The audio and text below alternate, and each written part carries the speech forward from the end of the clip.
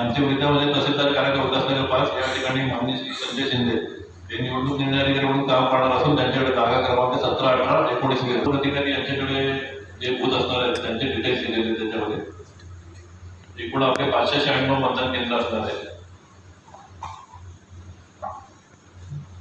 सगळ्यात महत्त्वाचं म्हणजे जे आरो ऑफिसर जे आपले व्यवस्थित सुस्थितीत करावे लागतात ते सगळे आपण तयार केलेले आहे. त्याच्यामध्ये प्रिंटिंग असेल, छपाई असेल, इलेक्ट्रॉनिक आयटम असतील, इन्व्हर्टर असेल, इनफॅक्ट त्यांच्याकडे जे त्यांना व्यवस्थित साहित्य लागतं, आरो हँडबुक असेल किंवा इतर जे नमुने असतील ते त्यांच्याकडून जे चेकलिस्ट करायचे असतील ते सगळं तयार केलेलं आहे. त्याच्यानंतर त्यांचे मनुष्यबळ जे लागतं त्याचे आदेश निघालेले आहेत. त्यांना हजर करून घेण्याची ही जी कारवाई आहे ती पूर्ण करण्यात आलेली आहे. इनफॅक्ट तेच नाही तर आपल्याकडे जे 3,500 आपल्याला जो आकडा आता दाखवण्यात आला होता, 3,000 वोटेवर जो आकडा आपल्याला दाखवला होता त्याच्या सगळ्यांचे आदेश आपण काढलेले आहेत. आणि ते वेगवेगळ्या डिपार्टमेंट म्हणजे गव्हर्नमेंटच्या सरकार धर्माच्या जे काही डिपार्टमेंट असतील, लाईन डिपार्टमेंट असतील, अंबरनाथ नगर परिषद आपल्याला जवळची आहे म्हणून मॅक्सिमम आपण जे कर्मचारी आहेत तिकडून आपण त्याचे आदेश काढलेले आहेत. त्या आदेशाच्या अनुषंगाने 28 तारखेला आपण पॉलिंगचं असेल किंवा त्या पद्धतीच्या अनुषंगिक जे काही ट्रेनिंग असतील ते आयोजित केलेलं आहे. प्रथम टप्पा 28 तारखेला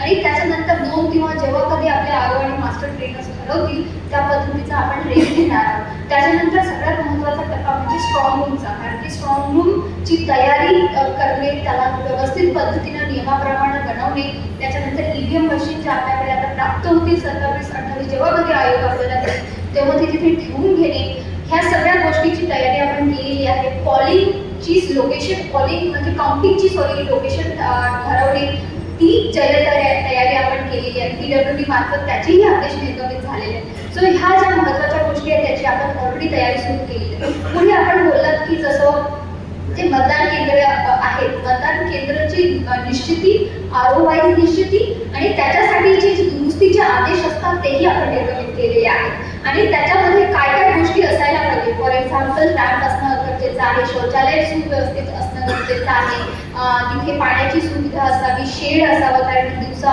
ऊन असतं, संध्याकाळी जर उशीर झाला तसं तर आपली 5:30चा टायमिंग असतो त्याच्यानंतरही, कारण की लोक उशिरा येतात तर नागरिक जेव्हा उपस्थित तेव्हा त्यावेळेस मी पुरेसा तिथे फॅसिलिटीज असणाऱ्या लाईटची व्यवस्था आहे तीही आपण इलेक्ट्रिक डिपार्टमेंट मार्फत तीही त्या पद्धतीने केलेली आहे. त्याचं कामही आदेश केलेले आहे, सुरू झालेलं आहे.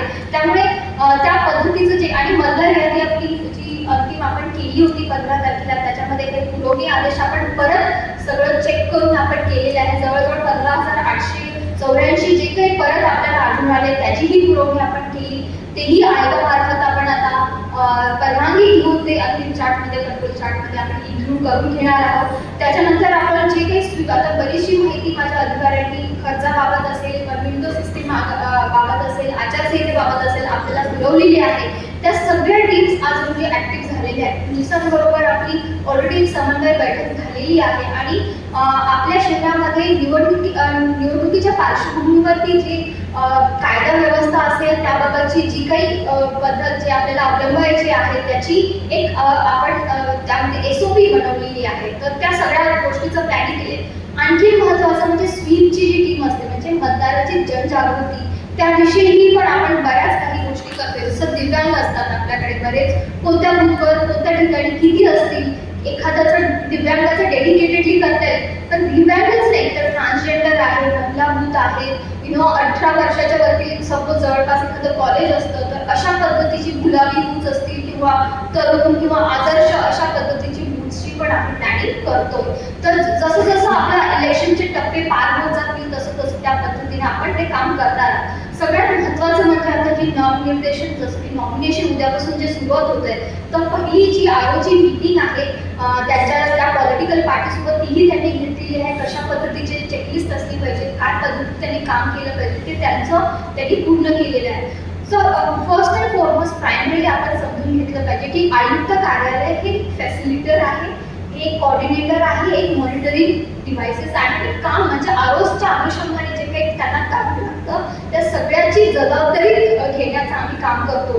बट कोर जे निवडणुकीचं काम आहे एकदम फ्रीली, फेअरली, ट्रान्सपरंटली जर आपल्याला करायचं असेल तर तेच करणार आहे. So anything and everything will be done by them and will be providing support in every case. Beed म्हणजे आम्ही व्हेकलचे अक्विजिशन असू दे, ह्या सगळ्या गोष्टी आपण त्याच्यामध्ये तशा पद्धतीनं पुरवलेल्या आहेत.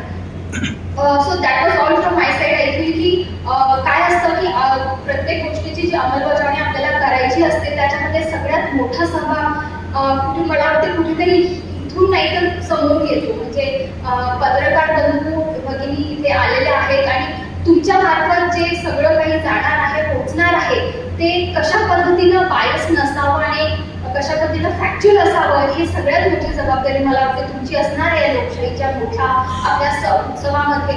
आणि त्याच्यासाठी म्हणूनच ही पत्रकार परिषद आहे की माहितीच नाही तर पण एक चर्चा, एक विनंती म्हणून पण आम्ही तुमच्या समोर येतोय की आमचा हा जो प्रयत्न आहे की आम्ही चांगल्या पद्धतीनं शांततेत ॲब्सोल्युटली म्हणजे फ्रीली अँड फेअरली कसं आम्ही इलेक्शन करतो त्या अनुषंगानेच ही सभा आयोजित केलेली आहे आणि त्या अनुषंगानेच मी तुमच्यासमोर ही विनंती करते. Thank you so much. मॅडम अनेकदा असं पाहिलं गेलेलं